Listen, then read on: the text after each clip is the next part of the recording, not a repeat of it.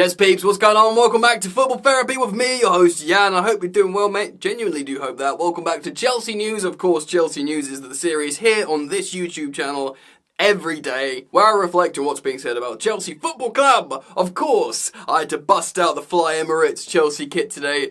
It's a beauty. And yes, Lampard on the back. Today we're talking about a potential Liverpool injury crisis going into this weekend, where of course they face Chelsea in the League Cup final at Wembley. A situation with Kepa Arrizabalaga. Yeah, I know, I'm sorry. And Court Offside have written an exclusive article on Chelsea offering Osimhen maybe a 7-year deal, despite him being 25-26 and him wanting to emulate Drogba at Chelsea. Plenty of good and hopefully insightful content to get into today. Thanks guys for joining me. If you want to support the content, you're welcome to, simply by liking and subscribing. It takes a millisecond of your time and it helps me out a lot. So thank you for doing that. And let's get into today's content. Let's start off with Kepa Arrizabalaga then. Cy Phillips tweets this: Kepa Arrizabalaga is in limbo and set for a complicated exit from Chelsea this summer unless they were to lower their demands. So, Chelsea's world record goalkeeper in Kepa Arrizabalaga is a tricky one. He did have a good individual season last campaign, and he made sure to remind people of that, which didn't feel very much like a team spirit way of doing things. Of course, Pochettino planned for Kepa to be Chelsea's first choice goalkeeper and thought he could work with him with his goalkeeping coach and of course Ben Roberts as well. But as soon as Bayern Munich came sniffing around, Kepa was like, "Get me out of here." And then of course, Real Madrid came sniffing around and he was like, "Get me over there!" We all know what's happened since. Of course, he came in to fill in for the injured Thibaut Courtois, but he's been relegated to what is third choice goalkeeper. Now, he'll be going into his final year of his Chelsea contract. Seems like he's been with us for 30 years now. He will be going into his final year this summer. I think, personally, Chelsea might just terminate his contract, let him go elsewhere on a free transfer so he can get the signing on fee, because there's a huge issue here. He's on massive wages, and he's currently being represented as a third choice goalkeeper on what is very big first choice goalkeeper wages. In fact, he earns way more than either of our goalkeepers at Chelsea at the moment in Sanchez and Petrovic. Chelsea would not be interested in paying a goalkeeper that much money, period, at the moment. So he's very, very tricky to get rid of.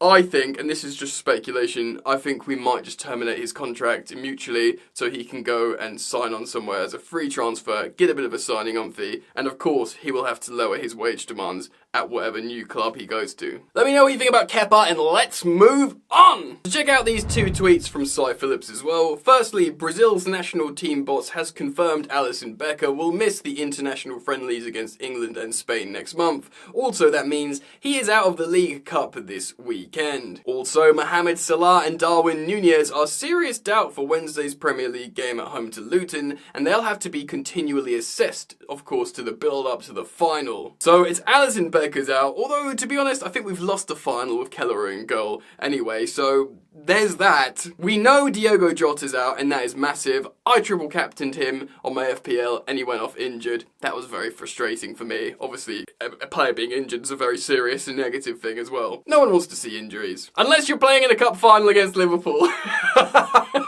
I'm joking. I don't want to see injuries. Also, you do partly want to beat a team's best team, but Chelsea, of course, have injuries themselves. So it looks like Alisson Becker, Diogo Jota, Dominic Szoboszlai, Trent Alexander-Arnold, though of course Conor Bradley will play in place of him, who won man of the match against us in a 4-1 win at Anfield but a couple of weeks ago and scored a great goal himself. So doesn't make me feel that much better. Darwin Núñez is an agent of chaos. I can kind of take him or leave him. But Mohamed Salah, of course, missing would be, a massive loss for Liverpool.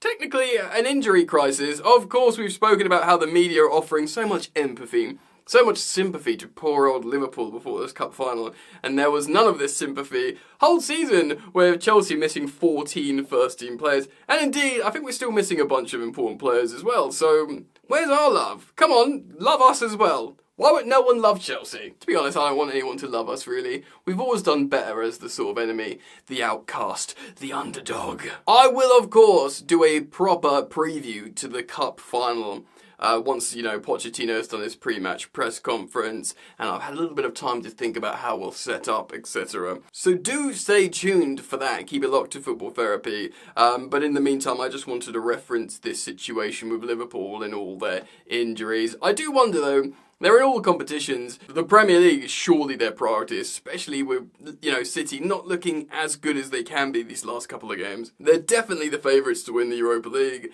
which is a good trophy, should absolutely go for that. And the FA Cup is bigger than the League Cup, so they've got bigger fish to fry, but they will absolutely want to beat Chelsea here. Again, we'll get into it in more detail in the coming days, but I just wanted to reference this injury crisis to you guys. So let me know what you think about Liverpool and the players being out, and let's move on and talk about Victor Osimhen. Alright. Rudy Coletti writing an exclusive on Court Offside. Victor Osimhen will certainly be one of the protagonists of the next summer transfer window. The Nigerian striker will leave Napoli at the end of the season, confirmed by President De Laurentiis, with the hope of starting a new experience in the Premier League. In fact, the player would prefer a transfer to England over other leagues. Chelsea are interested and are evaluating the possibility of paying the £130 million release clause, which included last year in the contract renewal with Napoli. Interesting. Well, we've already reacted to a story here on the channel a day or two ago saying Chelsea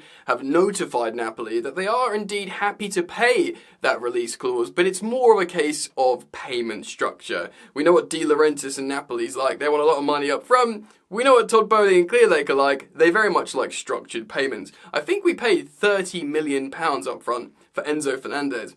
That's right, 105 million, well, how much was Enzo? 105, 106 million pounds? Only 30 million up front. So yeah, long negotiations there. Of course, Arsenal paid the same amount of money for Declan Rice, but I think they had to pay it all up front, which is massive. Contacts with the player have been going on for months now. A multi-year contract is ready for him, probably for 7 years, with a slightly improved salary compared to the one he has at Napoli. Osimhen would prefer a move to Chelsea in order that he can follow the same type of path as Didier Drogba, his idol. Now that is very interesting to hear that if he should come to Chelsea, and if indeed this is his desire, that he'll only earn a little bit more than Napoli. Of course, we know he's already turned down a massive money move to Saudi. PSG still interested in Victor Osimhen, and you can bet your bottom dollar, ladies and gentlemen, if Osimhen goes there, he will get probably nearly double the money he's being offered at Chelsea, and that's largely down to our wage structure, which, by the way,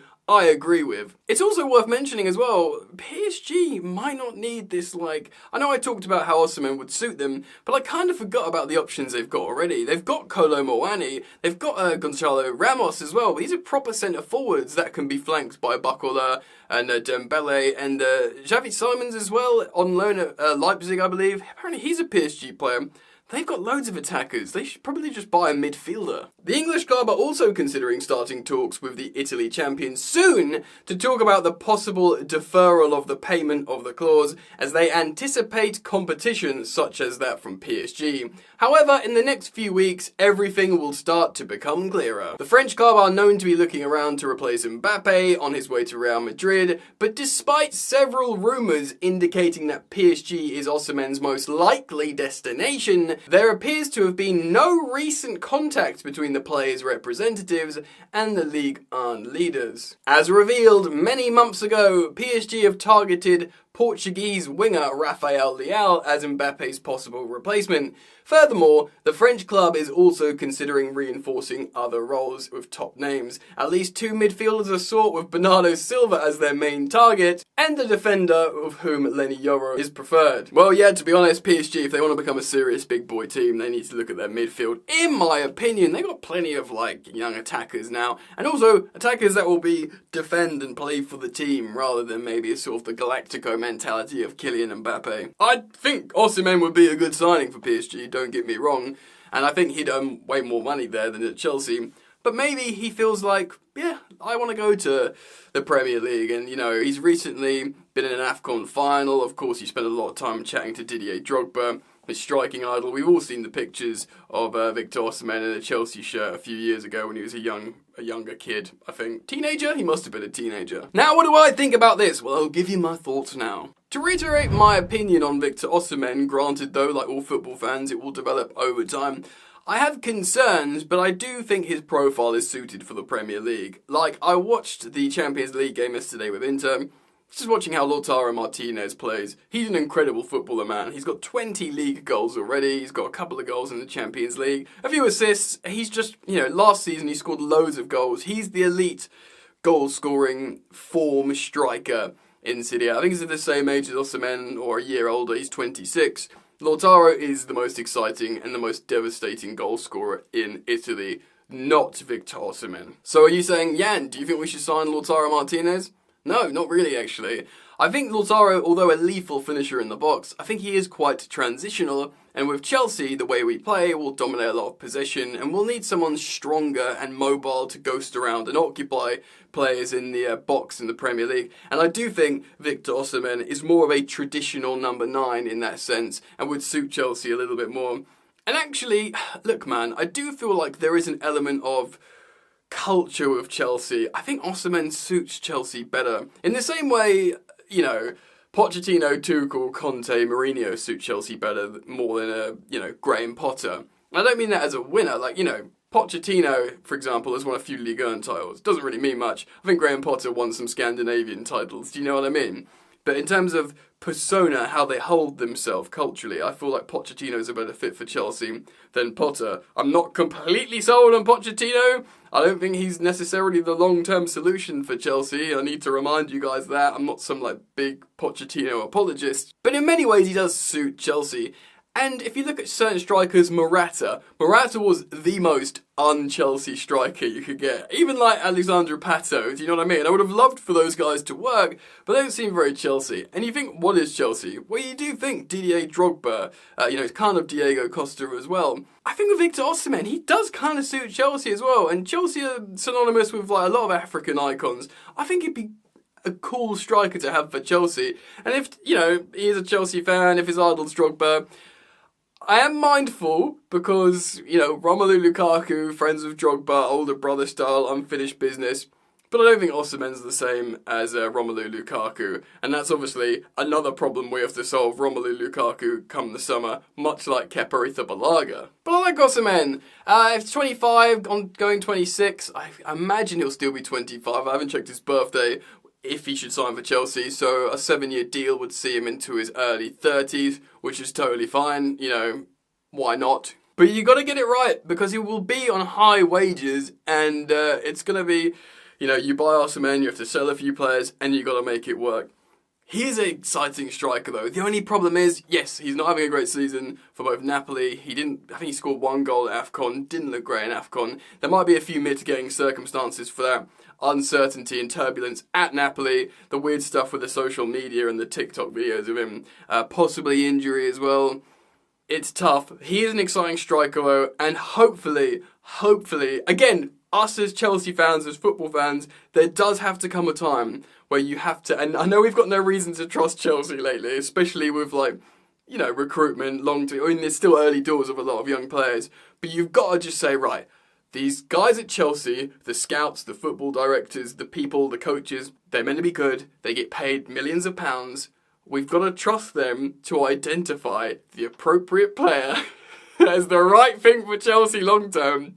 And if that's Victor Osimhen, great. But anyway, I want to put out to you guys, what do you think? Comment down below. I think it's a very interesting conversation that will, of course, continue here on the channel as stories develop. So make sure you do subscribe and hit the bell if you do dig the content, my friends. Yeah, man, other than that, I hope to see you back here very soon. Peace.